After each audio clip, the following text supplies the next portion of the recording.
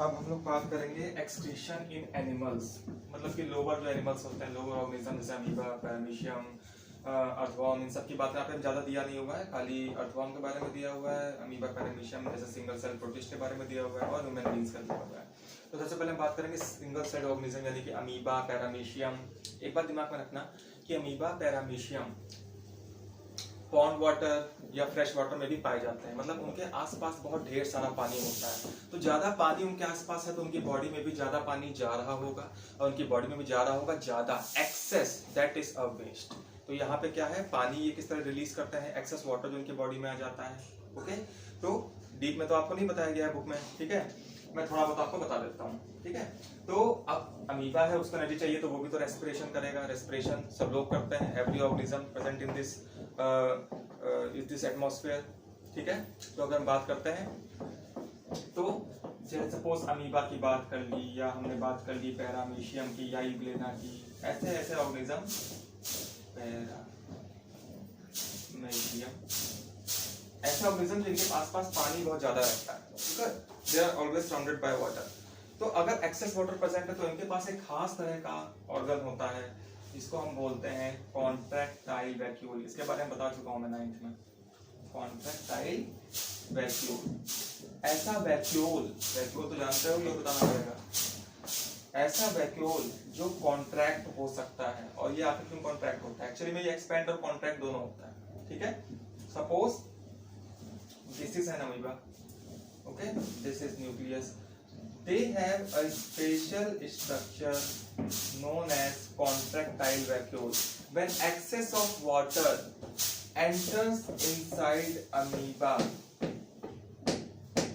then this excess of water, देखो भाई animal है, इसके पास सेल वॉल तो है नहीं कि ज्यादा पानी हो जाएगा तो सेल वॉल पीछे है बचाने के लिए कि इसको फटने से रोक ले।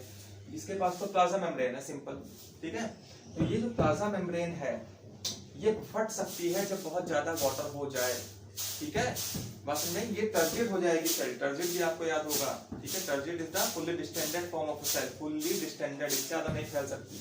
अब ज्यादा पानी हो जाएगा तो कॉन्ट्रैक्टाइल वैक्यूल क्या काम करता है, ये इस पानी को एब्सॉर्ब करके बड़ा हो जाता है, एक्सेस वाटर जो प्रेजेंट होगा, ठीक है। एक्सेस वाटर को लेके ये बड़ा हो जाता है। अच्छा, इस पानी में याद रखना रेस्पिरेशन कर रहा है, ठीक है, तो जो एक्सेस जो आपका कार्बन डाइऑक्साइड है वो तो सीधे सरफेस से भी बाहर जा सकती है, प्लाज्मा मेम्ब्रेन के थ्रू डिफ्यूज होकर बाहर जा सकती है कार्बन डाइऑक्साइड, क्योंकि ऑक्सीजन जो होती है वो भी तो डिफ्यूज होकर अंदर आती है, ठीक है। याद आया, diffusion is the movement of substances from their high concentration to their low concentration. Oxygen बाहर जाता है, इसको रेस्पिरेशन के लिए ऑक्सीजन चाहिए, ये ऑक्सीजन को आपका सिंपल डिफ्यूजन प्लाज्मा मेम्ब्रेन के थ्रू अंदर चली जाएगी, रेस्पिरेशन करेगा, एक्सेस CO2 जो होगी वो भी बॉडी से बाहर जाएगी डिफ्यूजन के थ्रू, ठीक है। बस समझ में आ गई। अब रेस्पिरेशन होता है जब फूड का ब्रेकडाउन होता है तो सिर्फ ये CO2 नहीं निकलेगी, ठीक है ना, कुछ ऐसे वेस्ट होते हैं जो पानी में सोल्यूबल होते हैं, उसमें से एक होता है यूरिया, अमोनिया, ठीक है। यहाँ पे अमोनिया की बात करते हैं। अमोनिया जो बना है एज अ वेस्ट प्रोडक्ट वो पानी में क्या होता है, सोल्यूबल होता है। तो जो पानी यहाँ प्रेजेंट है, जो कॉन्ट्रैक्टाइल वैक्यूल के अंदर एक्सेस वाटर जा रहा है उसके साथ अमोनिया भी तो जाएगा, ammonia is a waste product, ammonia भी जाएगा और ये कॉन्ट्रैक्टाइल वैक्यूल बाद में सरफेस पे जाके खुद को क्या कर देगा, कॉन्ट्रैक्ट कर देगा। कॉन्ट्रैक्ट करेगा तो एक्सेस ऑफ वाटर जो है वो प्लाज्मा मेम्ब्रेन के थ्रू क्या हो जाएगा, बाहर चला जाएगा। अगेन बता रहा हूं, रेस्पिरेशन जब होगा तो पर्टिकुलरली CO2 जो होगी वो सिंपल डिफ्यूजन के थ्रू ही मेम्ब्रेन से बाहर निकल जाएगी क्योंकि ये एक्सक्रीटरी एक प्रोडक्ट है, वेस्ट प्रोडक्ट है। अमोनिया जो होगा पानी में क्या होता है, सोल्यूबल होता है। तो ये वाटर जो है, वाटर जो कॉन्ट्रैक्टाइल वैक्यूल के अंदर एक्सेस वाटर जा रहा है वो अमोनिया को भी लेकर इसके अंदर चला जाएगा, क्योंकि ये वैक्यूल कॉन्ट्रैक्ट हो सकता है तो ये मेम्ब्रेन के पास जाके कॉन्ट्रैक्ट होकर एक्सेस वाटर और अमोनिया बाहर निकाल देगा। अमोनिया इज वेरी हार्मफुल, ठीक है, बॉडी के अंदर ज्यादा समय तक रहा तो समझो मौत निश्चित है, ठीक है। तो अमोनिया बाहर चला जाता है। वैसे भी जितने ज्यादा जो आपके वाटर में पाए जाते हैं एनिमल्स, ठीक है ना, एक्वाटिक एनिमल्स जो होते हैं उनमें वेस्ट प्रोडक्ट अमोनिया बनता है। हम लोगों में क्या बनता है, यूरिया ज्यादा बनता है, यूरिया। और चिड़िया में यानी कि जो एरियल होते हैं उनमें यूरिक एसिड ज्यादा बनता है, ठीक है। कोई पूछे ना, तो ये बात समझ में आ गई आप लोग को कॉन्ट्रैक्टाइल वैक्यूल की। ऐसे पैरामीशियम में दो कॉन्ट्रैक्टाइल वैक्यूल होता है, ठीक है, बात समझ में आ गई। तो कॉन्ट्रैक्टाइल वैक्यूल इनके सरवाइव करने के लिए बहुत जरूरी होता है, ठीक है। अच्छा प्लांट्स में चीज बताना भूल गया था, बताया मुझे याद होगा, स्टोमेटा के थ्रू जो निकलता है आप लोग को पता ही होगा, CO2 ऑक्सीजन इनका कैसे बाहर निकलता है CO2 के थ्रू। और प्लांट कुछ वेस्ट जो होते हैं वो अपने आसपास की सॉइल में भी निकालते हैं, ठीक है, बात समझ में आ गई। उनके आसपास की सॉइल होती है, रूट्स के थ्रू वो क्या होता है, वो आसपास की जो मिट्टी होती है उसमें वेस्ट प्रोडक्ट निकालते हैं। ये भी कोई खास नहीं था, इसे मैंने बताया नहीं था, तो ये बात समझ में आ गई। अब सेकंड हो गया अर्थवॉर्म। अमीबा पैरामीशियम में सिंगल सेल का आपको पता चल गया।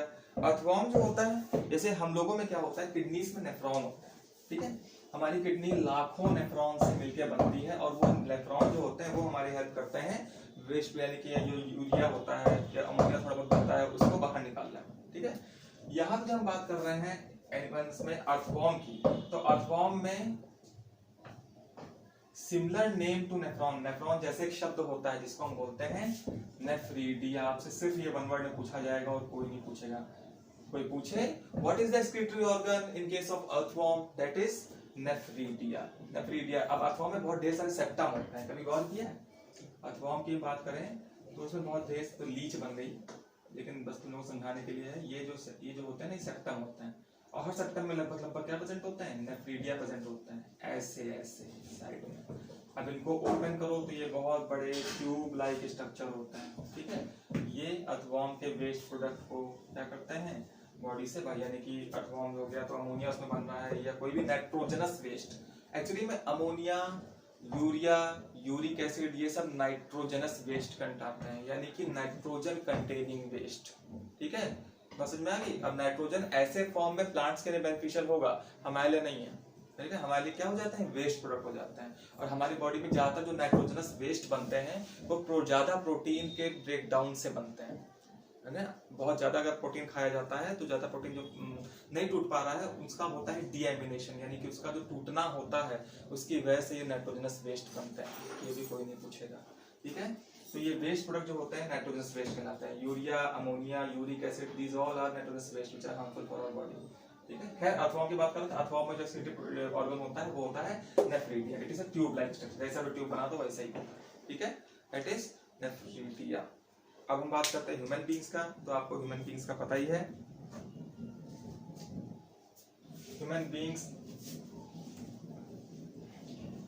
में आपके जो एक्सक्रीटरी ऑर्गन्स होते हैं वो होते हैं सिंपल किडनीज, और किडनी की जो यूनिट होती है वो होती है nephron. Millions of nephron present होते हैं, ठीक है, बस में किडनीज में नेफ्रॉन्स प्रेजेंट होते हैं। हर एक नेफ्रॉन खून को साफ करने में, खून को साफ करना जो हम लोग आम भाषा में कहते हैं, एक्चुअली में इसका मतलब होता है the removal of nitrogenous waste and other waste from the blood, okay, so that blood can efficiently okay move the important क्या कहते हैं materials like oxygen, like food efficiently to each and every body cell of our body, ठीक है। इसका मतलब nephron जो है उसका काम सिंपल होता है, जो भी एक्सक्रीटरी वेस्ट प्रोडक्ट है जिसको बॉडी से बाहर जाना है उसको बॉडी से बाहर कर देना, ठीक है। मोस्टली जैसे कि अगर हम बात करें इंपॉर्टेंटली तो वो क्या है, यूरिया का बॉडी से बाहर जाना बहुत जरूरी होता है, और ये काम किडनीज करती है, ओके। किडनी जब फेल हो जाती है तो डायलिसिस होती है, उसके बारे में हमको आगे पढ़ना ही पढ़ना है। ह्यूमंस में आपको किडनी और नेफ्रॉन फिलहाल वन वर्ड के लिए याद रखना है, अब हम लोग इसको डिटेल में पढ़ेंगे, ठीक है। नेफ्रॉन का स्ट्रक्चर आज हो पाएगा तो ठीक है, वरना हम लोग